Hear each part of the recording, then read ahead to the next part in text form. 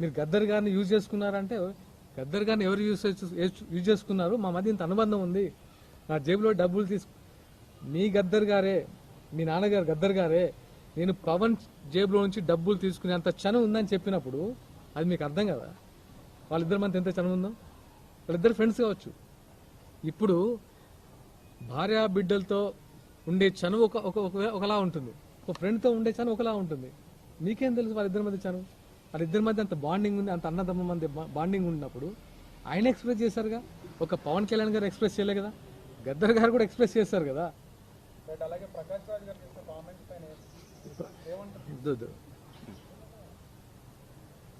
గద్దర్ ప్రకాష్ రాజ్ గారి గురించి అదే ఆయన ఏ ఉద్దేశంతో మాట్లాడారు చెప్పండి? ఆయన ఏంటి, ఆయన కాంట్రిబ్యూషన్ ఏంటి? ఆయన కాంట్రిబ్యూషన్ ఏంటని అడుగుతున్నాం. అది ఎందుకు క్వశ్చన్ చేయడానికి?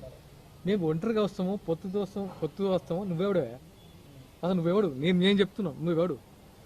నీ క్వాలిఫికేషన్ ఏంటి? మీకు నేను ఎందుకు చెప్పాలి? పవన్ కళ్యాణ్ కాదు, మాకు చెప్పని మమ్మల్ని అడుగుతున్నాడు కదా. మేము ఎలా వస్తాం మీకేంటి? నువ్వెవడు అసలు? ఫస్ట్ నువ్వెవడు? ప్రకాష్ రాజ్ అంటాడు ఎవడు? నేను ఎందుకు సమాధానం చెప్పాలి వాడికి? నేను ఇదే అడుగుతున్నాను. ఎందుకంటే ప్రతిసారి నువ్వు ఎక్కడికి వెళ్ళినా, ఏ దేశంలో ఏ మూలనైనా సరే, ఎవడు హ్యాపీగా ఉన్నా సరే వాళ్ళని కెలికి వాడిని ఏదో రకంగా విమర్శించి, నువ్వు అసలు ఏ రోజైనా షూటింగ్కి కరెక్ట్ టైంకి వచ్చి అసలు ఇండస్ట్రీలో నీకున్న పేరు నీకు తెలుసా? ప్రకాష్ రాజ్ గారు, నువ్వు ఎంత సహృదయుడు ఒకసారి మీ ఇండస్ట్రీ వాళ్ళు చెప్తున్నారు కదా, నీ పక్కన యాక్ట్ చేసిన వాళ్ళు. మీకు సమాధానాలు చెప్పాల్సిన అవసరం మాకు లేదు. మేము పొత్తుతో వస్తామా, ఒంటరిగా వస్తామా?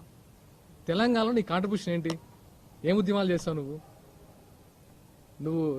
సాయుధ పోరాటం చేసే ప్రకాష్ రాజ్ గురించి చెప్తాం. తెలంగాణ సాయుధ పోరాటం చేసింది ప్రకాష్ రాజ్ గారు. తెలంగాణ రజాకార్ మూవ్మెంట్ తీసుకొచ్చింది ప్రకాష్ రాజ్ గారు. తెలంగాణ ఉద్యమంలో అమరులైన ఫ్యామిలీని మొత్తం, అంటే మీన్స్ వాళ్ళ కుటుంబాలు పోగొట్టుకుంది ప్రకాష్ రాజ్ గారు కదా. అంత గ్రేట్ పర్సన్ కదా. ఏం మాట్లాడతారు ఆయన? ఎక్కడ ఎవరితో మాట్లాడుతున్నారు? పవన్ కళ్యాణ్ గారు అంటే మరింత ద్వేషమా? అరే మేము చేస్తున్నాం, ఇక్కడ మేము ఫైట్ చేస్తున్నాం. తెలంగాణ నీకెక్కడో ఫామ్ హౌస్ కాదు. తెలంగాణలో 40 సంవత్సరాల నుంచి చూస్తున్నాం మేము, చిన్నపిల్లప్పటి నుంచి. ఎన్ని కష్టాలు ఉన్నాయి, ఎలాంటి కష్టాలు ఉంటాయో చూస్తే ఈ మాట మాట్లాడు. నేను భారతదేశంలో ఎవరైనా ఎక్కడ ఉండొచ్చు, ఏ ప్రొఫెషన్ ఉండదు, తప్పులేదు.